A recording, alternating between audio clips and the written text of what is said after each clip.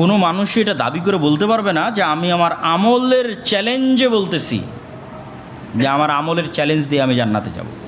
এটা মানুষ দাবিও করতে পারবে না, আল্লাহ সুবহানাহু ওয়া তাআলার সামনে বলতেও পারবে না। মানুষ এত ত্রুটিপূর্ণ।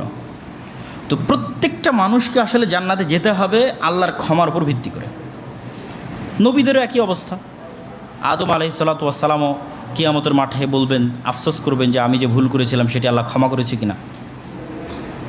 এবং আমি দুনিয়াতে বারবার বলে এসেছি রব্বানা যালামনা আনফুসানা ওয়া ইল্লাম তাগফির লানা ওয়া তারহামনা লানাকুনান্না মিনাল খাসিরিন, ক্ষমা চেয়ে এসেছি। তো প্রত্যেক নবীর কাছে গেলেই প্রত্যেক নবী তার নিজ নিজ একটা না একটা অপরাধের কথা স্মরণ করাবেন জনগণকে এবং বুঝাবেন যে তাদের সবচেয়ে বেশি দরকার আল্লাহর ক্ষমা। তো পৃথিবীতে কেউই তার নিজের আমল দিয়ে জান্নাতে যাওয়ার দাবি করতে পারবে না। ফলত আমরা যদি বুঝতে পারি যে এই সময় আল্লাহ সুবহানাহু ওয়া তাআলা আমাদের দোয়া কবুল করতেছে না, গল্প গুজব ইত্যাদির মাধ্যমে ফ্রেন্ড সার্কেলের সাথে, এইটা আসলে লাইলাতুল কদর উদযাপন নয়। লাইলাতুল কদর মানুষের ব্যক্তিগত ইবাদত। হ্যাঁ, মানুষ মসজিদে একত্রিত হয়ে ইবাদত করতে পারে, কোরআন তেলাওয়াত করতে পারে, সালাত আদায় করতে পারে, সবই করতে পারে। কিন্তু সবচেয়ে উত্তম হচ্ছে মানুষ একাই তার বাড়িতে নির্জন ঘরে লম্বা সালাত আদায় করবে, লম্বা তেলাওয়াতের মাধ্যমে। সালাতের সৌন্দর্যই হচ্ছে লম্বা তেলাওয়াত। রাসূলুল্লাহ সাল্লাল্লাহু আলাইহি ওয়াসাল্লাম 8 রাকাত তারাবি পড়তেন, কিন্তু এমনও বর্ণনা এসেছে যে এক এক রাকাতে সূরা বাকারা শেষ করেছেন, এক এক রাকাতে সূরা আলে ইমরান শেষ করেছেন, এক এক রাকাতে সূরা নিসা শেষ করেছেন। তথা তিনি সালাতের কোয়ালিটি বাড়াতেন। কি বাড়ানোর মাধ্যমে? সালাতের তেলাওয়াতের মাত্রা বাড়ানোর মাধ্যমে, রুকুর লম্বার মাধ্যমে, সিজদার লম্বার মাধ্যমে। রাসূল সাল্লাল্লাহু আলাইহি ওয়াসাল্লাম রুকু করতেন সূরা বাকারা তেলাওয়াতের সমান, সূরা আলে ইমরান তেলাওয়াতের সমান। সিজদা করতেন সূরা নিসা তেলাওয়াতের সমান। তাহলে কত লম্বা সিজদা হতে পারে, কত লম্বা রুকু হতে পারে। তাহলে লম্বা তেলাওয়াত, লম্বা রুকু এবং লম্বা সিজদার মাধ্যমে রাসূল সাল্লাল্লাহু আলাইহি ওয়াসাল্লাম সালাতের কোয়ালিটি বাড়াতেন। এবং এটাই রাত জাগার শ্রেষ্ঠতম পদ্ধতি। কেননা এখানে একসাথে অসংখ্য ইবাদতের সংমিশ্রণ ঘটে। কোরআন তেলাওয়াত নিজেই একটা শ্রেষ্ঠ ইবাদত, সেটা আপনি সালাতরত অবস্থায় পড়তেছেন, সালাত আদায় করতেছেন, সালাত নিজেই একটা শ্রেষ্ঠ ইবাদত। আপনি সালাত শেষ করে জিকির আজকার তাসবিহ তাহলিল করতেন, সেই তাসবিহ তাহলিল আপনি রুকুতে করতেছেন, সিজদায় করতেছেন। সুবহান রাব্বিয়াল আযীম, সুবহান রাব্বিয়াল আলা, এগুলো তাসবিহ, এগুলো আল্লাহর তাসবিহ, যেগুলো আপনি সালাত শেষে হয়তো আলাদা করে তাসবিহ পড়তেন। তো পুরো রুকু আপনি পড়তে থাকলেন সুবহান রাব্বিয়াল আযীম, সুবহান রাব্বিয়াল আযীম, সুবহান, লম্বা তাসবিহ, যা সালাতের বাইরে, কিন্তু এটা সালাতের মধ্যে হচ্ছে। আবার আপনি হয়তো সালাতের বাইরে গিয়ে হাত তুলে দোয়া করতেন, সেই দোয়াটা আপনি সালাম ফিরার পূর্বে, যত দোয়া আপনার জানা আছে আল্লাহ সুবহানাহু ওয়া তাআলার কাছে করার জন্য কোরআন এবং হাদিসের সব দোয়া আপনি সালামের পূর্বে করতে পারলেন, কিন্তু দোয়াটা হচ্ছে সালাতের মধ্যে। তাহলে একই সাথে সালাতের মধ্যে কোরআন তেলাওয়াত হচ্ছে, সালাতের মধ্যে তাসবিহ তাহলিল হচ্ছে, সালাতের মধ্যে দোয়া হচ্ছে। এই জন্য সবচেয়ে কোয়ালিটিফুল ইবাদত, সবচেয়ে দামি ইবাদত লাইলাতুল কদরের রাতে যা রাসূল সাল্লাল্লাহু আলাইহি ওয়াসাল্লাম করতেন, লম্বা সালাত, লম্বা তেলাওয়াত, লম্বা রুকু, লম্বা সিজদা।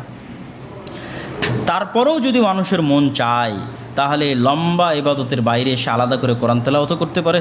এই লম্বা ইবাদতের বাইরে এসে আলাদা করে হাত তুলে আল্লাহ সুবহানাহু ওয়া তাআলার নিকটে তার যা চাওয়ার আছে সেই চাওয়া, সেই বাক্য আল্লাহ সুবহানাহু ওয়া তাআলার সামনে ব্যক্ত করতে পারে।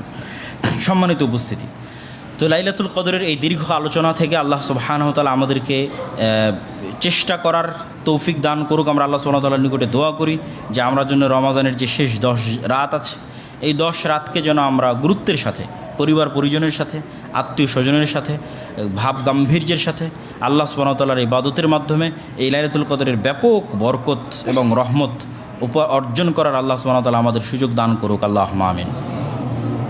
আর বক্তব্যের শেষে আপনাদের সাথে জরুরি দু একটি কথা যা আপনারা অবগত আছেন যে আমাদের এখানে তারাবির সালাত হচ্ছে এবং সুন্নাত পদ্ধতিতে সুললিত এবং সুমধুর তাজবিদের সাথে যে বিশুদ্ধ তেলাওয়াত, সেই তেলাওয়াতের মাধ্যমে ধীরস্থিরভাবে তারাবির সালাত হচ্ছে। যারা নিয়মিত আসেন আলহামদুলিল্লাহ, যারা আসেন না তাদেরকেও আমরা এখানে তারাবির সালাতে আসার উদাত্ত আহ্বান জানাচ্ছি। পাশাপাশি আমাদের এখানে ইফতারির ব্যবস্থাও থাকছে এবং ইফতারিতে আপনাদেরকে শরীক হওয়ার আমরা উদাত্ত আহ্বান জানাচ্ছি। যে আমাদের একদিনের ইফতারিতে মোটামুটি 5,000 টাকার মতো খরচ হয়ে থাকে। 70, 80 থেকে 90 জন মানুষ মোটামুটি এখানে ইফতারি করে। তো আপনারা একদিনের যদি কেউ ইফতারি করাতে চান তাহলে এই পরিমাণ অর্থ আমাদের অফিসে জমা দিলে আপনার পক্ষ থেকে সেই দিনের ইফতারির দায়িত্ব পালন করা হবে। এবং এটা একটা ব্যাপক গুরুত্বপূর্ণ ইবাদত। সেটা হচ্ছে আপনি নিজে তো সিয়াম থেকে নেকি পেলেন, ইফতারকারীদের ইফতার করানোর মাধ্যমে তাদের সিয়ামের নেকিটাও আপনি বোনাস হিসেবে লুফে নিলেন। যা সৌদি আরবে যদি আপনি গিয়ে থাকেন তাহলে দেখবেন যে মদিনার মানুষ কিভাবে প্রতিযোগিতা করে এই মানুষকে ইফতার করানোর জন্য। তারা তাদের ধন সম্পদ, স্ত্রী পুত্র, আত্মীয় স্বজন, বাচ্চা কাচ্চা সব নিয়ে ইফতারির সরঞ্জামাদি নিয়ে তারা আসরের পর থেকে মসজিদে নববীতে উপস্থিত থাকে। এই যে একটা কালচার তাদের মধ্যে গড়ে উঠেছে মানুষকে ইফতার করানোর, এইটা আমাদের মধ্যেও ডেভেলপ করা উচিত এবং এই সুযোগ হাতছাড়া করা উচিত নয় যে আমি আমার আর এক মুসলিম ভাইকে ইফতার করানোর সুযোগ গ্রহণ করব। এই সুযোগটা আপনারা গ্রহণ করতে পারেন। আর আলহামদুলিল্লাহ আমাদের এখানে কোর্স চলতেছে, কোরআন শিক্ষার কোর্স চলতেছে, আরবি শিক্ষার কোর্স চলতেছে। মেয়েদের জন্য সম্পূর্ণ ভিন্ন, মহিলা শিক্ষিকা দ্বারা অনলাইন অফলাইন দুইটাই। তো সেই কোর্সগুলোরও আপনারা সুযোগ নিতে পারেন। সুযোগ এই জন্য নিতে পারেন, বলবেন যে ক্লাস শুরু হয়ে গেছে কীভাবে সুযোগ নিব। আমাদের ক্লাসগুলো যেহেতু রেকর্ডেড, সেই রেকর্ডেড ক্লাসগুলো আপনি পাস্ট ক্লাসগুলো ভর্তি হওয়ার মাধ্যমে আমাদের ক্লাসগুলো করার সুযোগ পাবেন। সুতরাং এই কোর্সগুলোতে আমি আপনাদের ভর্তি হওয়ার উদাত্ত আহ্বান জানাচ্ছি। আর সর্বোপরি রমাজান মাস হিসেবে রাসূলুল্লাহ সাল্লাল্লাহু আলাইহি ওয়াসাল্লাম তার অন্তরের বিশুদ্ধতার কারণে, যেমন আমরা গত জুমাতে আলোচনা করেছি জাকাত বিষয়ে, যে জাকাত সম্পদের বিশুদ্ধতা এবং অন্তরের বিশুদ্ধতা নির্ধারণ করে। জাকাত তো আমরা আদায় করবই, তার পাশাপাশি আমরা আমাদের দানের হাতও প্রশস্ত করার চেষ্টা করব। এই দাওয়া সেন্টার ব্যয়বহুল খরচ আছে, সেটিতে আপনারা আন্তরিকভাবে রমজান মাসকে লক্ষ্য করে আপনাদের দানের হাতকে প্রসারিত করবেন। আর জাকাতের বিষয়ে অবশ্যই আপনারা জামিয়া সালাফিয়া সহ অন্য যে প্রতিষ্ঠানগুলো আছে সেই প্রতিষ্ঠানগুলোর প্রতি দৃষ্টি দেওয়ার চেষ্টা করবেন। জাকাতের খাতগুলো আমরা উল্লেখ করেছি গত জুমার খুতবায়। সেগুলোর ভিত্তিতে এই সমস্ত দিনী শিক্ষা প্রতিষ্ঠান যেখানে ইয়াতিম লালিত পালিত হয়ে থাকে এবং যেখানে কোরআন এবং হাদিসের চর্চা হয়ে থাকে তাদেরকেও জাকাতের একটি অংশ দেওয়া যায়। আল্লাহ সুবহানাহু ওয়া তাআলা আমাদেরকে পুরো রমজানে বিশুদ্ধভাবে সকল আমলগুলো বিশুদ্ধভাবে পালন করার তৌফিক দান করুক, আল্লাহুম্মা আমিন। পাশাপাশি যে বর্তমান বাংলাদেশে যে একটা সমস্যা দেখা যাচ্ছে, যে রমজান মাসে প্রকাশ্য ধূমপান করার যে একটা টেন্ডেন্সি, বা এটা নিয়ে অনলাইন অফলাইন বিভিন্ন আলোচনা এবং সমালোচনা, এটার বিরুদ্ধে আমাদের সামাজিক আন্দোলন নিজ নিজ জায়গা থেকে গড়ে তোলা উচিত। যে অন্যায়ের বিরুদ্ধে আন্দোলন। রমজান মাস এক মহৎ পবিত্র মহান মাস।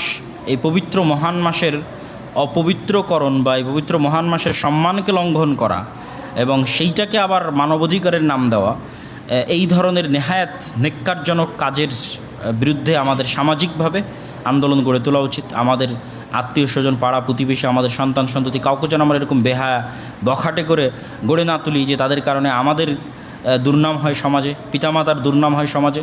এই ধরনের সন্তান এবং এই ধরনের প্রজন্ম থেকে আল্লাহ সুবহানাহু ওয়া তাআলা আমাদের হেফাজত করুক। আর এই ধরনের যারা কার্যকলাপে লিপ্ত আছে তাদের অন্তরকে আল্লাহ সুবহানাহু ওয়া তাআলা নরম করে তাদেরকে হেদায়েত হওয়ার তৌফিক দান করুক, আল্লাহুম্মা আমিন। পাশাপাশি রমজানের যে শুধু এইভাবেই অপমান করা হয় তা কিন্তু নয়। দেখবেন যে সামনে ঈদ আসতেছে, ঈদকে লক্ষ্য করে কত বেহায়া সব সিনেমা আর কত সব গানের ট্রেইলার সেগুলো উন্মোচন করা হবে, আবার সেগুলোর ছবি দেওয়ালে দেওয়ালে ঝুলবে রমজান মাসের মধ্যেই। তো সব দিকে আমাদের সোচ্চার হতে হবে। এই ধরনের রমজানকে কেন্দ্র করে বা ঈদকে কেন্দ্র করে এই ধরনের বেহায়াপনা এবং বেলিল্লাপনাকে কখনোই আশ্রয় দেওয়া উচিত নয়। আল্লাহ সুবহানাহু ওয়া তাআলা আমাদেরকে রমজানের এই সুমহান মর্যাদা এবং সুমহান সম্মান এটিকে রক্ষা করো, তার পবিত্রতাকে রক্ষা করো এই মাস ইবাদতের মাধ্যমে, দান সাদকা এবং জাকাতের মাধ্যমে লাইলাতুল কদরকে জাগ্রত করার তৌফিক দেওয়ার মাধ্যমে পার করার তৌফিক দান করুক, আল্লাহুম্মা আমিন। আমরা যেন এমনভাবে রমজান অতিক্রম করতে পারি যে আমরা রমজানের যে অফারগুলো আছে নিষ্পাপ হওয়ার, সেই নিষ্পাপ হিসেবে যেন আমরা রমজান মাসকে অতিক্রম করতে পারি, আল্লাহুম্মা আমিন। সম্মানিত উপস্থিতি, কদর শব্দের শাব্দিক অর্থ হচ্ছে, একটি অর্থ সম্মান এবং মর্যাদা, আর একটি অর্থ হচ্ছে কোনো কিছুকে নির্ধারণ করা। সম্মান এবং মর্যাদার বিষয়ে আল্লাহ সুবহানাহু ওয়া তাআলা নিজেও পবিত্র কোরআনের কিছু আয়াতে কদর শব্দটা সম্মান এবং মর্যাদার জন্য ব্যবহার করেছেন। তো সেক্ষেত্রে লাইলাতুল কদরের অর্থ দাঁড়াবে যে এই রাত যে ব্যক্তি মূল্যায়ন করবে সে সম্মানিত হওয়ার যে ওসিলা পৃথিবীতে আছে সেই ওসিলার একটি ওসিলা সে অবলম্বন করলো, তথা এই রাতকে জাগ্রত করার মাধ্যমে সে সম্মানিত হওয়ার রাস্তাকে অবলম্বন করলো। আর আরেকটি যখন আমরা অর্থ করব নির্ধারণ করা, তখন অর্থ দাঁড়াবে এই রাতে আল্লাহ সুবহানাহু ওয়া তাআলা ওয়াইফরাকু ফিহা কুল্লু আমরিন হাকিম, প্রত্যেক নির্ধারিত বিষয়বস্তু, মানুষের ভাগ্য, তাকদীর, আসমান এবং জমিন এবং তার মধ্যে যা কিছু হচ্ছে এবং হবে তার সব কিছুর নবায়ন সব কিছুই তো পৃথিবী সৃষ্টির 50,000 বছর পূর্বে আল্লাহ সুবহানাহু ওয়া তাআলা লিখেছেন। তবে ফেরেশতাদেরকে সেই কাজগুলো সুষ্ঠুভাবে বন্টন করার জন্য আল্লাহ সুবহানাহু ওয়া তাআলা জানান 1 বছর পূর্বে। তো ফেরেশতাদের কাছে আল্লাহ সুবহানাহু ওয়া তাআলা সেটি হস্তান্তর করেন বা জানান যেই রাতে বা যেই দিনে, সেটি হচ্ছে লাইলাতুল কদর। যদি কদর শব্দের অর্থ আমরা করি নির্ধারণ করা, ফায়সালা করা, আর যদি কদর শব্দের অর্থ করি সম্মান এবং মর্যাদা, তাহলে এই রাত যারা জাগ্রত করবে তাদের সম্মান এবং মর্যাদার ব্যবস্থা আল্লাহ সুবহানাহু ওয়া তাআলা করবেন। তো প্রথমত আমাদের মধ্যে সবচেয়ে বেশি প্রসিদ্ধ হচ্ছে দ্বিতীয় অর্থটি, যে আল্লাহ সুবহানাহু ওয়া তাআলা এই রাতে তাকদীরের ফায়সালা নির্ধারণ করেন। তো এই বিষয়ে আমাদেরকে সংক্ষিপ্ত দু একটি কথা মনে রাখতে হবে, যে পৃথিবী সৃষ্টির 50,000 বছর পূর্বে আল্লাহ সুবহানাহু ওয়া তাআলা যে তাকদীর লিখেছেন সেটি মূলত আল্লাহ সুবহানাহু ওয়া তাআলার জ্ঞান। তাকদীরের 4টা স্তরের 1 নম্বর স্তর হচ্ছে আল্লাহ সুবহানাহু ওয়া তাআলার জ্ঞান, তথা আল্লাহ সুবহানাহু ওয়া তাআলা জানেন আপনি এটি করবেন। এই জানাটা জ্ঞান। আপনি বাধ্যগত অবস্থায় করবেন, আপনাকে জোরপূর্বক করানো হবে, বিষয়টি এমন নয়। যেমন এখনও ডাক্তার যদি ক্যান্সার 4 স্টেজে পৌঁছে, তাহলে ডাক্তার বলে দিতে পারে যে আপনার সর্বোচ্চ আপনি আর 6 সপ্তাহ থেকে 8 সপ্তাহ আপনি জীবিত থাকতে পারবেন। তাহলে এই যে ডাক্তার জানতে পারছে আগাম, এইটার কারণে, ডাক্তারের জানার কারণে সেই ব্যক্তি বাধ্যগত অবস্থায় মারা যাবে, বিষয়টা এমন নয়।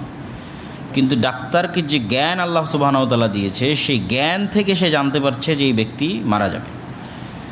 তো দুনিয়াতেও সাধারণ মানুষ ন্যূনতম হালকা, সারা পৃথিবীর মানুষের কাছে যে জ্ঞান আল্লাহ সুবহানাহু ওয়া তাআলা দিয়েছেন, মিনাল ইলমি ইল্লা কালিলা, সেটা মহাসমুদ্রে সুই যদি ডুবানো হয়, তাহলে সেই সুই ডুবালে মহাসমুদ্রের তুলনায় সুইয়ের সাথে লেগে থাকা পানি আর আল্লাহ সুবহানাহু ওয়া তাআলার জ্ঞানের সাথে সারা পৃথিবীর সব মানুষের জ্ঞানের তুলনা ওই রকম। তো তারপরও মানুষ ন্যূনতম জ্ঞান নিয়েও মানুষ কিছু না কিছু বিষয়ে ভবিষ্যৎবাণী করতে পারছে।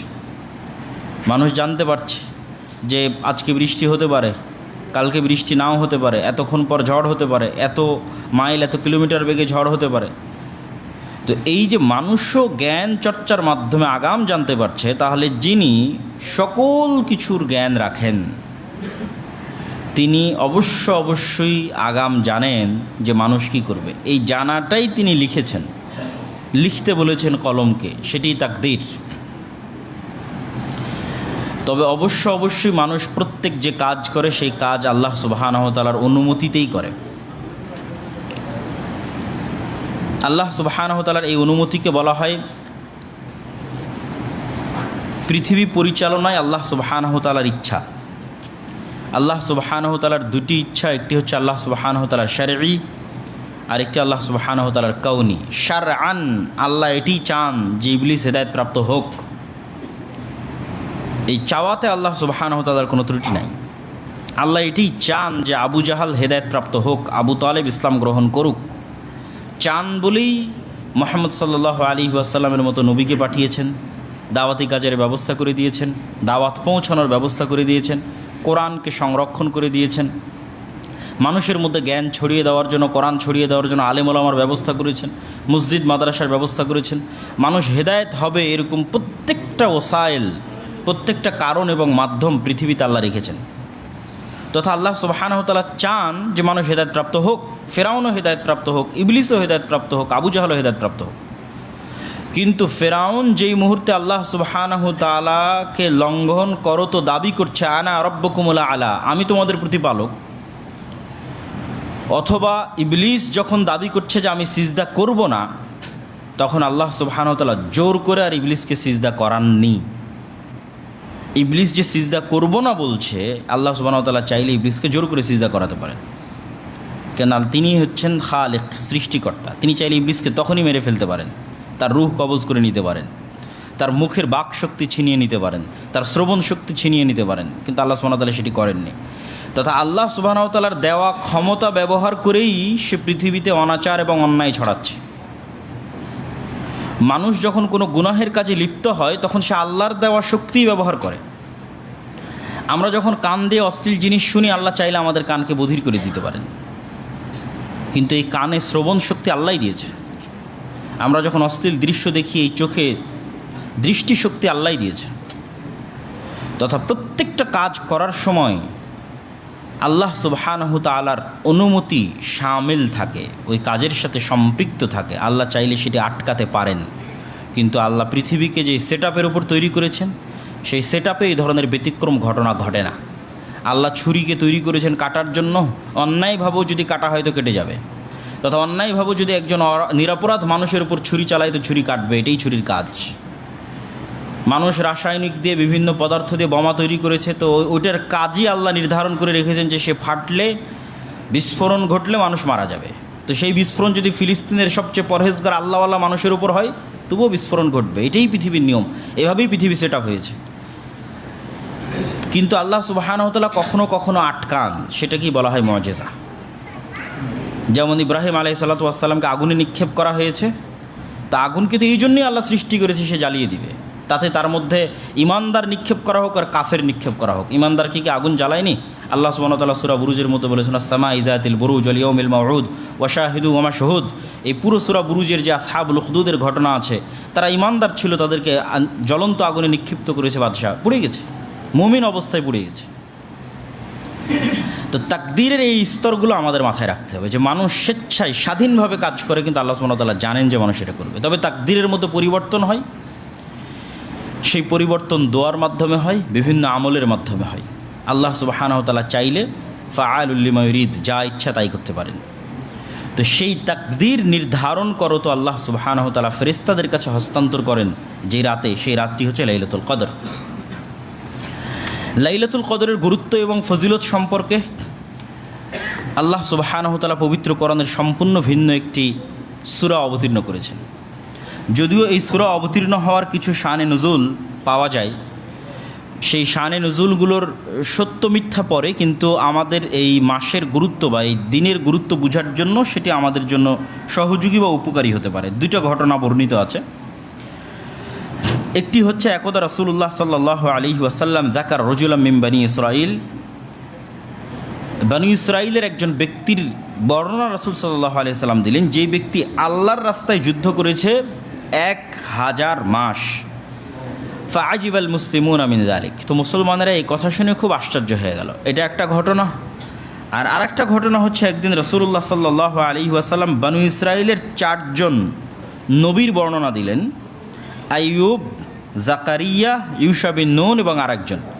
এই 4 জন নবীর বর্ণনা দিয়ে বললেন যে 4 জন প্রায় 80 বছর আল্লাহ সুবহানাহু ওয়া তাআলার এমনভাবে ইবাদত করেছে যে সেখানে কোনো গুনাহ শামিল ছিল না, সেখানে কোনো গুনাহ ছিল না।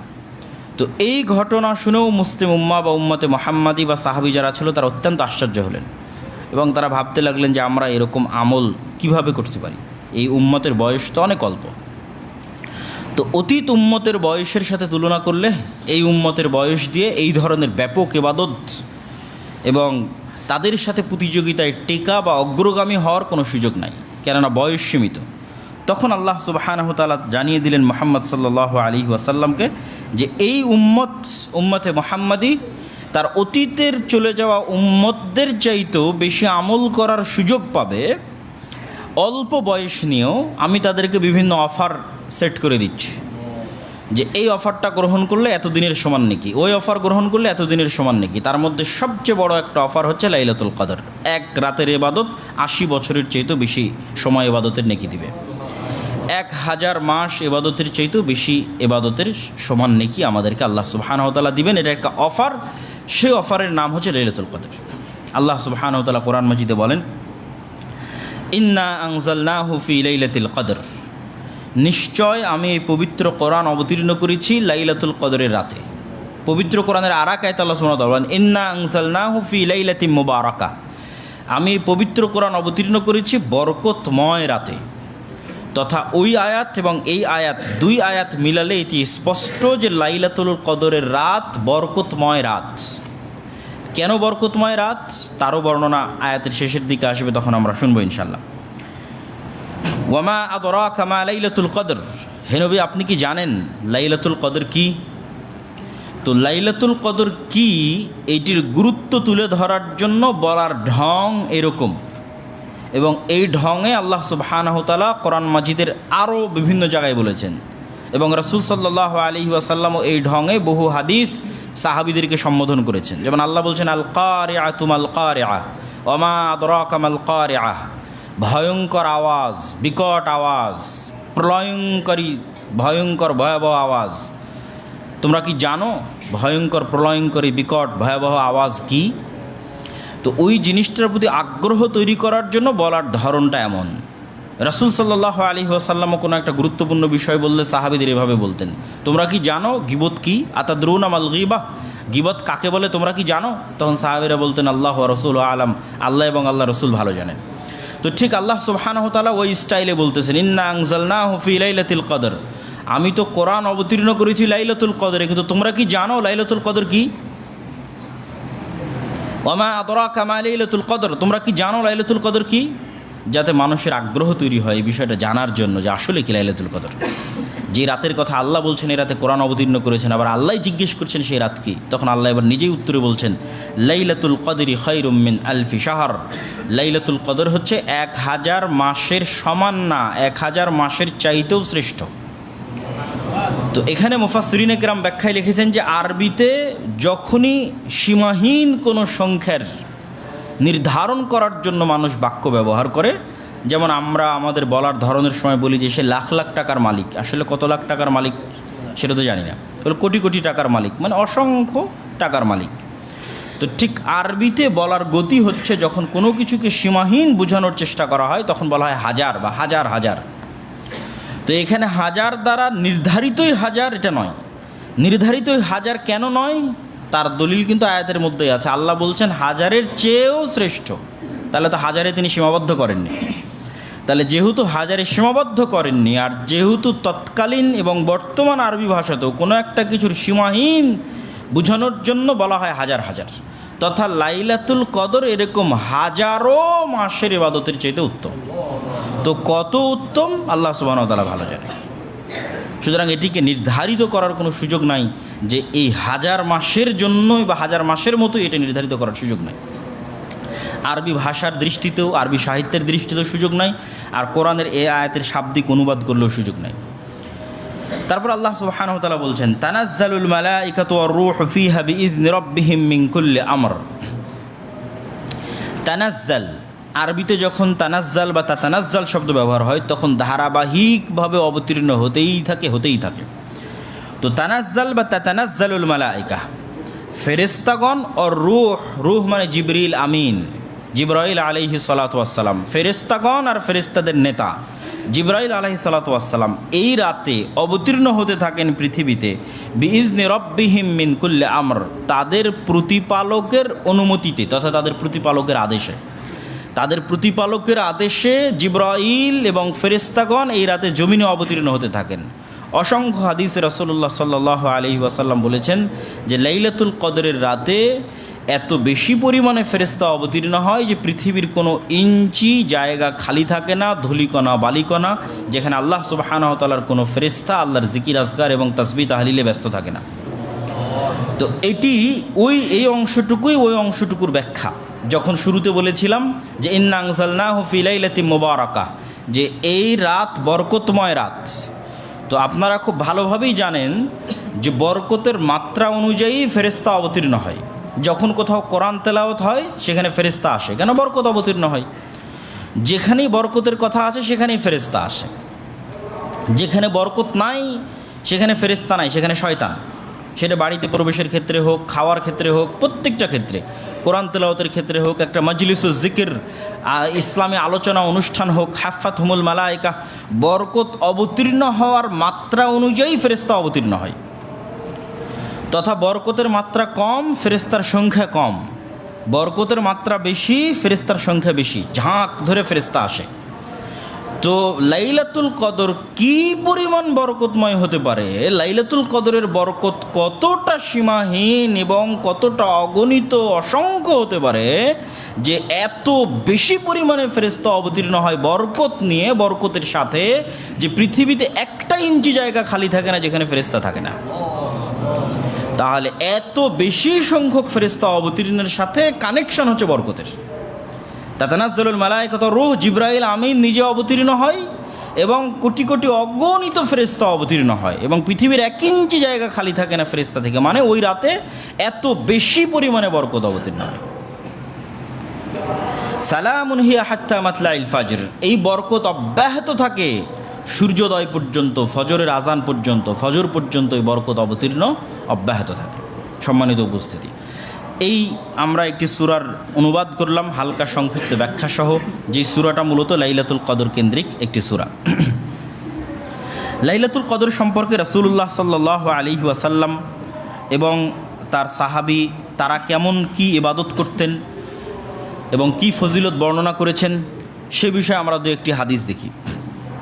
আন আয়েশা উম্মুল মুমিনিন রাদিয়াল্লাহু তাআলা আনহা আন্নাহা ক্বালাত, আয়েশা রাদিয়াল্লাহু তাআলা আনহা থেকে বর্ণিত তিনি বলেন, কানান নবী সাল্লাল্লাহু আলাইহি ওয়াসাল্লাম ইযা দাখালাল আশরু শাদ্দা মিযরাহ, যখন রমজানের শেষ 10 দিন প্রবেশ করত আল্লাহর নবী তার লুঙ্গি বেঁধে নিতেন বা গামছা বেঁধে নিতেন। আমরা যদি গ্রামের ভাষায় বলি যে গ্রামে যখন কোনো শক্ত কাজ করার জন্য মানুষ যায় তখন আমরা আমাদের আঞ্চলিক ভাষায় বলি লেংটি মারা বা নেংটি মারা বা কাঁচা মারা। তথা একটা ভারী জিনিস উত্তোলন করতে যাবে, ভারী জিনিস কাটতে যাবে, তো লুঙ্গি পরিহিত অবস্থায় থাকলে লুঙ্গিতে কাঁচা মারে। অথবা বাড়ির মা এবং বোনেরা এবং ভাবিরা যখন কাজ করে তখন ওড়না কোমরের সাথে পেঁচিয়ে নেয়, শাড়ির আঁচল কোমরের সাথে পেঁচিয়ে নেয়। তথা শক্তিশালী কোনো কাজ করার আগের যুগ থেকেই এটা একটা গতি যে কাপড়কে গুটিয়ে নিয়ে শরীরের সাথে বাঁধা হয় ভালো ভারী কোনো কিছু করার জন্য। তো ওইটাকেই উদাহরণ হিসেবে, রূপক হিসেবে আয়েশা রাদিয়াল্লাহু তাআলা আনহা তুলে ধরছেন যে আল্লাহর নবীর শেষ 10 দিন আসলে আল্লাহর নবীর প্রস্তুতির ধরনটা এমন হতো যে বিশাল কোনো কাজের জন্য মানুষ যেমন কাঁচা মারে অথবা আঁচল কোমরের সাথে বেঁধে নেয়, গামছা কোমরের সাথে বেঁধে নেয়, ঠিক সেরকম ভয়াবহ ভয়ঙ্কর কঠিন প্রস্তুতি রাসূলুল্লাহ সাল্লাল্লাহু আলাইহি ওয়াসাল্লাম নিতেন যখন রমাদানের শেষ 10 দিন প্রবেশ করত। ওয়া আহইয়া লাইলাহু ওয়া আইকাদা আহলাহু, নিজে শেষ 10 দিনের রাত, 10 রাতের রাত জাগতেন, ওয়া আইকাদা আহলাহু, পরিবারকে জাগাতেন। শুধু নিজে জেগে ক্ষান্ত হতেন না, আইকাজা, জাগাতেন আহলাহু, তার পরিবারকে। আয়েশা রাদিয়াল্লাহু তাআলা থেকে বর্ণিত তিনি আরও বলেন, কানা রাসূলুল্লাহ সাল্লাল্লাহু আলাইহি ওয়াসাল্লাম ইয়াজতাহিদু ফিল আশরিল আওয়াখির মা লা ইয়াজতাহিদু ফি গায়রিহি, রাসূল সাল্লাল্লাহু আলাইহি ওয়াসাল্লাম শেষ 10 দিনে যা পরিশ্রম করতেন রমজানের আর বাকি 20 দিনে সেই রকম পরিশ্রম করতেন না। এবং স্বয়ং রাসূলুল্লাহ সাল্লাল্লাহু আলাইহি ওয়াসাল্লাম তিনি বলেন যে লাইলাতুন খায়রুম মিন আলফি শাহর মান হুরিমা খায়রাহা ফাকাদ হুরিমা কুল্লাহ, যে ব্যক্তি লাইলাতুল কদরের কল্যাণ থেকে বঞ্চিত হয়ে গেল সে যেন রমাজান এবং পৃথিবীর সকল কল্যাণ থেকে বঞ্চিত হয়ে গেল। লাইলাতুল কদরের মতো এক মহান রাতের কল্যাণ থেকে যে ব্যক্তি বঞ্চিত হয়ে গেল সে যেন রমাজানের সকল কল্যাণ অথবা সমগ্র পৃথিবীর সকল কল্যাণ অথবা তার সারা জীবনের সকল কল্যাণ থেকে বঞ্চিত হয়ে গেল। আরেকটি হাদিস তো আমরা সকলেই জানি যে রাসূলুল্লাহ সাল্লাল্লাহু আলাইহি ওয়াসাল্লাম বলেছেন, মান ইয়াকুম লাইলাতাল কদরি ঈমানান ওয়া ইহতিসাবান গুফিরা লাহু মা তাকাদ্দামা মিন যামবিহি, কেউ যদি ঈমানের সাথে নেকির আশায় তথা গুনাহবিহীন অবস্থায় নেকির আশায় লাইলাতুল কদর পেয়ে যায়, লাইলাতুল কদরের রাতে ইবাদত করার সুযোগ পেয়ে যায় তথা লাইলাতুল কদর খুঁজতেছে এবং তার ভাগ্যের সাথে লাইলাতুল কদর মিলে গেছে এবং তার পক্ষে সক্ষম হয়েছে, সম্ভব হয়েছে যে সে লাইলাতুল কদরের রাতে ইবাদত করবে আল্লাহর সন্তুষ্টির জন্য, গুনাহবিহীন অবস্থায় নেকির আশায় লাইলাতুল কদরের রাতে ইবাদত করবে, এই সুযোগ যে ব্যক্তি পেয়ে গেছে তার অতীতের সকল গুনাহ আল্লাহ ক্ষমা করে দিবেন। লাইলাতুল কদরের রাতের জাগার এটি একটি বড় সুযোগ এবং সুবিধা। লাইলাতুল কদর কখন হয়?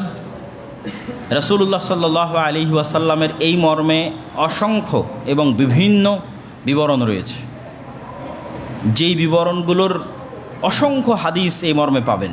কখনো তিনি বলছেন শেষ 10 দিন, কখনো বলছেন শেষ 7 দিন, কখনো বলছেন প্রথম 10 দিন এবং শেষ 10 দিন, কখনো বলছেন পুরো রমাজান। অসংখ্য হাদিস পাওয়া যাবে এবং আমরা কিছু আলামতও জানবো লাইলাতুল কদরে রাসূল সাল্লাল্লাহু আলাইহি ওয়াসাল্লামের মুখ থেকে। তবে বেশিরভাগ হাদিস এবং বেশিরভাগ সহিহ হাদিস বুখারী মুসলিম সহ অন্যান্য গ্রন্থে যদি আমরা সকল হাদিসকে একত্রিত করি তাহলে বেশিরভাগ হাদিস এই মর্মে অবতীর্ণ হয়েছে বা এই মর্মে বর্ণিত হয়েছে যে রমাজানের শেষ দশকে লাইলাতুল কদর এবং শেষ দশকের বিজোড় রাতে, শেষ দশকে এবং শেষ দশকের বিজোড় রাতে। শেষ দশকের কথাটা ব্যাপকভাবে এসেছে আর তার মধ্যেও কিছু কিছু ক্ষেত্রে এসেছে শেষ দশকের বিজোড় রাতে। তা আমরা এর মধ্যে থেকে দুই একটি হাদিস আপনাদের সামনে তুলে ধরব। আবু সাঈদ আল খুদরি রাদিয়াল্লাহু তাআলা আনহু থেকে বর্ণিত, তিনি বলেন আন্না রাসূলুল্লাহ সাল্লাল্লাহু আলাইহি ওয়াসাল্লাম ইতাকাফা আল-আশর আল-আউয়াল মিন রমাদান। আল্লাহর নবী রমাজানের শুরু থেকেই ইতিকাফ করা শুরু করলেন এবং লাইলাতুল কদর অনুসন্ধান করা শুরু করলেন।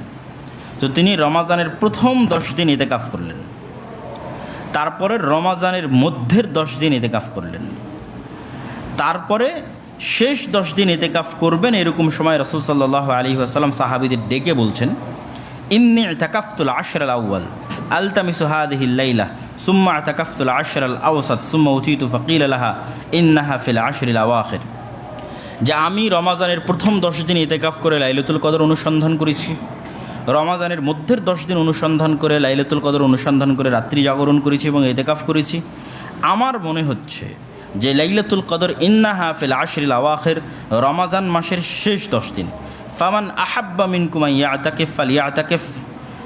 সুতরাং যারা ইতিকাফ করতে চায় তারা যেন রমজানের শেষ 10 দিনে ইতিকাফ করে, যারা ইতিকাফ করতে চায় তারা যেন রমজানের শেষ 10 দিন ইতিকাফ করে। এবং তিনি আরও বলছেন, ওয়া ইন্নী আসজুদু সাবিহাতাহা ফি তিনিন ওয়া মাইন। আর আমি দেখছি স্বপ্নে যে আমি লাইলাতুল কদরের রাতে সিজদা করছি কর্দমাক্ত মাটিতে, তথা পানি এবং মাটি একত্রিত হলে যেই আকার ধারণ করে ভিজা মাটি, কর্দমাক্ত মাটি, সেই কর্দমাক্ত মাটিতে আমি লাইলাতুল কদরে সিজদা করছি। তো যেই দিন এই কথা রাসূল সাল্লাল্লাহু আলাইহি ওয়াসাল্লাম বলছেন সেই দিন ছিল 21 রাত।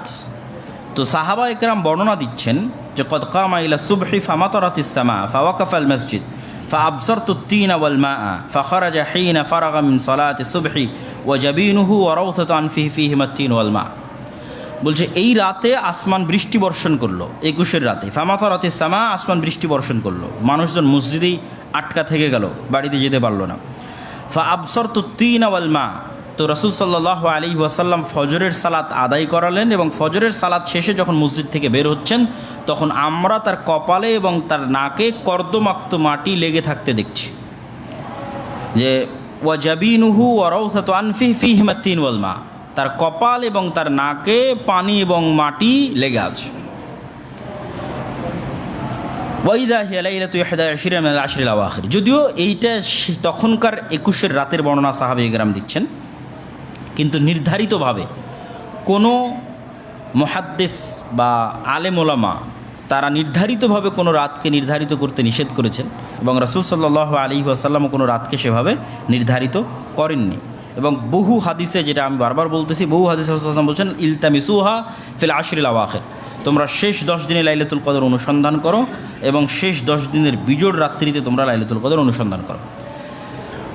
এবার আমরা লাইলাতুল কদরের কিছু আলামত দেখি। একটা আলামত তো আমরা এই হাদিসের মধ্যেই পেয়ে গেলাম যে লাইলাতুল কদরের আলামতের অন্যতম একটি আলামত হচ্ছে যে সেই রাতে বৃষ্টি হতে পারে এবং সেই রাতে কর্দমাক্ত মাটিতে রাসূল সাল্লাল্লাহু আলাইহি ওয়াসাল্লাম সিজদা করেছেন। তো কর্দমাক্ত মাটিতে সিজদা তখনই করবেন যখন আসমান থেকে বৃষ্টি বর্ষণ হবে।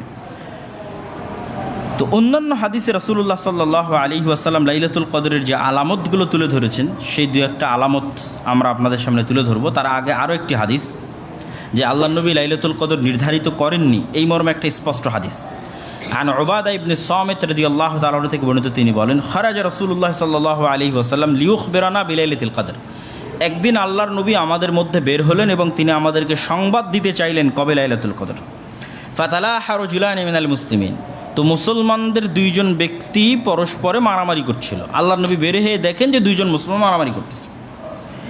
তখন রাসূল সাল্লাল্লাহু আলাইহি ওয়াসাল্লাম তাদের মারামারি মিটিয়ে দিতে গিয়ে তিনি বলছেন, খরাজতু লিউখবিরাকুম বিলাইলাতিল কদর, আসলে আমি তো বের হয়েছিলাম বাড়ি থেকে তোমাদেরকে লাইলাতুল কদর কবে সে বিষয়ে স্পষ্ট তোমাদেরকে সংবাদ দেবো। ফাতালাহা ফুলান ও ফুলান, কিন্তু বের হয়ে দেখি যে এই দুইজন ব্যক্তি মারামারি করতেছে।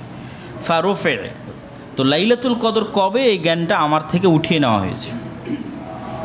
ওয়া আসা আন ইয়াকুনা খায়রাল লাকুম, আর আমি আশা করছি যে লাইলাতুল কদর কবে এই জ্ঞানটা আমার থেকে উঠিয়ে নেওয়া তোমাদের জন্য কল্যাণকর। ফালতামিসুহা ফিত তাসিআহ ওয়াস সাবিআহ ওয়াল খামিসাহ, তোমরা শেষ 10 দিনের পঞ্চম, সপ্তম, নবম এইভাবে বিজোড়গুলো রাসূল সাল্লাল্লাহু আলাইহি ওয়াসাল্লাম উল্লেখ করতে থাকলেন।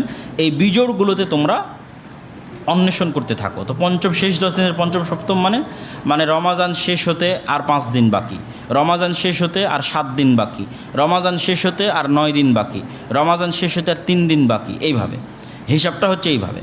তো এই দিনগুলোতে, এই রাতগুলোতে তোমরা অনুসন্ধান করো। তো এই হাদিস থেকে দুটো বিষয় স্পষ্ট, যে পারস্পরিক ঝগড়া বা গণ্ডগোলের মাধ্যমে অনেক জ্ঞান বা অনেক রহমত বা কল্যাণকর জিনিস আমাদের থেকে উঠে যেতে পারে, যেমনটা রাসূল সাল্লাল্লাহু আলাইহি ওয়াসাল্লামের নিকট থেকে উঠিয়ে নেওয়া হয়েছে। 2, উঠিয়ে নেওয়ার মধ্যে কল্যাণ কি? যদি নির্ধারিত একটি দিনই নির্ধারণ করে দেওয়া হতো তাহলে তো আসলে পরীক্ষার প্রশ্নপত্র ফাঁস হয়ে গেল। আর আল্লাহ সুবহানাহু ওয়া তাআলা সেভাবে কখনোই প্রশ্নপত্র ফাঁস করেন না। বিশেষ করে এই ধরনের গুরুত্বপূর্ণ এবং ব্যাপক অফার আছে, এইটার জন্য কে কত পরিশ্রম করে। যে সবচেয়ে বেশি পরিশ্রম করবে সে কি করবে? সে রমাজানের প্রত্যেক রাতে আল্লাহর ইবাদত করবে এবং জাগবে। তো যে রমাজানের প্রত্যেক রাতে আল্লাহর ইবাদত করবে এবং জাগবে, তার লাইলাতুল কদর মিস হওয়ার কোনো সম্ভাবনা নাই। তো সে সবচেয়ে পরিশ্রমী ছাত্র, তো সবচেয়ে পরিশ্রমী ছাত্র সবচেয়ে ভালো রেজাল্ট করবে। আর যে তার চেয়ে পরিশ্রম করবে তার সম্ভাবনা তার চেয়ে কম হবে, যে তার চেয়ে পরিশ্রম করবে তার সম্ভাবনা তার চেয়ে কম হবে। যে সবচেয়ে কম পরিশ্রম করবে, যে আমাকে একটা রাত দিয়ে দেন 27-এর রাত, তো তার সম্ভাবনা আরও কম হবে। তো আমরা যেন বেশি পরিশ্রম করি, এবং বেশি পরিশ্রম করলে লাইলাতুল কদর না পেলেও ওই রাতে ইবাদত করার নেকি তো আর মিস যাচ্ছে না, সেই নেকিটা তো আর বাদ যাচ্ছে না। এমনিতেই রাতে ইবাদত করা আল্লাহ সুবহানাহু ওয়া তাআলার নিকটে অনেক প্রিয়। ফলত এই জিনিসটা উজ্জ্বল রাখার মাধ্যমে আল্লাহ সুবহানাহু ওয়া তাআলার প্রতিযোগী বান্দা যারা আল্লাহর ইবাদতের জন্য প্রতিযোগিতা করে এই পৃথিবীতে, তাদের প্রতিযোগিতার মাঝটা উন্মুক্ত থাকলো। তারা এই প্রতিযোগিতার মাধ্যমে যেমন লাইলাতুল কদরও পাবে, ঠিক লাইলাতুল কদর পেতে গিয়ে যে প্রতিযোগিতা করলে, প্রতিযোগিতা করতে গিয়ে আরও বেশি ইবাদত করা হয়ে যাবে, আরও অসংখ্য ইবাদত করা তাদের হয়ে যাবে। এটাই রাসূল সাল্লাল্লাহু আলাইহি ওয়াসাল্লাম বলছেন যে এই রাত আমার নিকট থেকে উঠিয়ে নেওয়া হয়েছে, যা তোমাদের জন্য এর মধ্যে কল্যাণ আছে বলে আমি আশা করছি। সম্মানিত উপস্থিতি, লাইলাতুল কদরের আলামত বা লাইলাতুল কদরের যে চিহ্ন, সেই চিহ্নগুলো যদি আমরা তুলে ধরি হাদিস থেকে একের পর এক, তাহলে রাসূলুল্লাহ সাল্লাল্লাহু আলাইহি ওয়াসাল্লাম বলছেন, ইন্না আমারাতা লাইলাতুল কদর আন্নাহা সাফিয়াতুন বালজাহ কাআন্না ফিহা কমারান সাতিআ।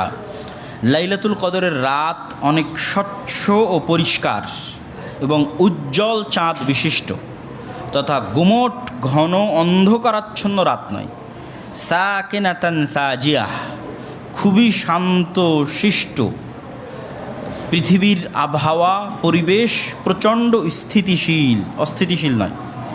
লা বারদা ফিহা ওয়ালা হার, প্রচণ্ড গরম নয়, প্রচণ্ড ঠান্ডা নয়। এবং তারকা বা যে উল্কা নিক্ষেপ হয়, তারকার যে বিচ্যুতি ঘটে, সেই বিচ্যুতি মুক্ত রাত। ওয়া ইন্না আমারাতাহা আন্না শামসা সাবিহাতুহা তাখরুজু মুস্তাবিয়া। লাইলাতুল কদর রাত অতিক্রম করে যেই সূর্য ওঠে, সেই সূর্য হয় মধ্যম মানের, খুব তেজস্বী সূর্য নয়, আবার খুবই ম্রিয়মান সূর্য নয়, মধ্যম তথা তাপমাত্রা মিডিয়াম, মধ্যম মানের সূর্য। লাইসা লাহা শুআ মিসলাল কামার লাইলাতুল বদর। আর এক হাদিসে রাসূল সাল্লাল্লাহু আলাইহি ওয়াসাল্লাম বলছেন, লাইলাতুন সামাহাতুন তলকা, অত্যন্ত স্বচ্ছ পরিচ্ছন্ন টলটলে পানির মতো রাত। লা হারাতা ওয়ালা বারিদাতা, কোনো গরম নাই, কোনো শীত নাই। ওয়া তাসবিহু শামসুন সাবিহাতুহা দাঈফাতাল হামরা, পরের দিন সকালে সূর্য উঠবে, তার রশ্মি বা তার অগ্নি রশ্মি বা আগুনের যে রশ্মি আছে সেটির তেজ কম অবস্থায়, প্রচণ্ড তেজস্বী সূর্য হবে না তার পরের রাতে। তো লাইলাতুল কদরের এই আলামতগুলো যদি আমরা মাথায় রাখি, যা রাসূলুল্লাহ সাল্লাল্লাহু আলাইহি ওয়াসাল্লাম তুলে ধরলেন, সে আলামতগুলোর যদি আমরা সারমর্মও করি যে কি সারমর্ম হতে পারে, তাহলে একটা আলামত আমরা পেলাম লাইলাতুল কদরের রাতে বৃষ্টি হতে পারে। একটা আলামত আমরা পেলাম লাইলাতুল কদরের রাতের আবহাওয়া প্রচণ্ড স্থিতিশীল থাকবে। লাইলাতুল কদরের রাত প্রচণ্ড গরম হবে না, প্রচণ্ড শীত হবে না। লাইলাতুল কদরের রাত সূর্যের তেজ থাকবে কম, তেজস্বী হবে না। এবার লাইলাতুল কদর পেলে আমাদের কি করণীয়? লাইলাতুল কদর পেলে করণীয় সম্পর্কে রাসূলুল্লাহ সাল্লাল্লাহু আলাইহি ওয়াসাল্লামকে আয়েশা রাদিয়াল্লাহু তাআলা আনহা জিজ্ঞেস করেছেন যে আল্লাহর নবী, আপনি কি মনে করেন যদি আমি লাইলাতুল কদর পেয়ে যাই সেক্ষেত্রে আমার করণীয় কী? তখন রাসূলুল্লাহ সাল্লাল্লাহু আলাইহি ওয়াসাল্লাম তাকে একটি দোয়া শিখিয়ে দিয়েছেন, যেই দোয়াটি আমরা লাইলাতুল কদরের রাতে পড়ার অভ্যাস এবং চর্চা করতে পারি। আল্লাহুম্মা ইন্নাকা আফুউন তুহিব্বুল আফওয়া ফাআফু আন্নি। আল্লাহুম্মা ইন্নাকা আফুউন, হে আল্লাহ আপনি ক্ষমাশীল, তুহিব্বুল আফওয়া আপনি ক্ষমাকে ভালোবাসেন, ফাআফু আন্নি অতএব আমাকে ক্ষমা করেন। তো এই হাদিস থেকে আরও একটা জিনিস আমাদের কাছে পরিষ্কার এবং স্পষ্ট হয় যে মানুষ যদি বুঝতে পারে যে সে এমন একটা সুযোগ পাচ্ছে যেই সুযোগে সে আল্লাহকে কিছু বললে আল্লাহ সুবহানাহু ওয়া তাআলা কবুল করবেন, তাহলে মানুষের সবার আগে ক্ষমা চাওয়া উচিত। এই একটা শিক্ষা আমরা এই হাদিস থেকে পাচ্ছি যে রাসূল সাল্লাল্লাহু আলাইহি ওয়াসাল্লাম বলছেন আয়েশা রাদিয়াল্লাহু তাআলাকে যে লাইলাতুল কদর যদি পেয়ে যাই, বুঝতে পারি যে আজ মনে হচ্ছে আজকে রাত লাইলাতুল কদর, তাহলে কি বলবো? তো মানুষের তো অনেক কিছু চাওয়ার আছে, মানুষের অনেক কিছু চাওয়ার আছে। তার মধ্যে রাসূল সাল্লাল্লাহু আলাইহি ওয়াসাল্লাম প্রাধান্য দিলেন ক্ষমা চাওয়াটাকে, যে আল্লাহুম্মা ইন্নাকা আফুউন, হে আল্লাহ আপনি ক্ষমাশীল, তুহিব্বুল আফওয়া আপনি ক্ষমাকে ভালোবাসেন, ফাআফু আন্নি আপনি আমাকে ক্ষমা করেন। তো ক্ষমা চাওয়াকে কেন রাসূল সাল্লাল্লাহু আলাইহি ওয়াসাল্লাম প্রাধান্য দিলেন? যে আসলে প্রকৃত অর্থে পৃথিবীর কোনো ব্যক্তি আল্লাহ সুবহানাহু ওয়া তাআলার ক্ষমা এবং দয়া ছাড়া জান্নাতে যেতে পারবে না।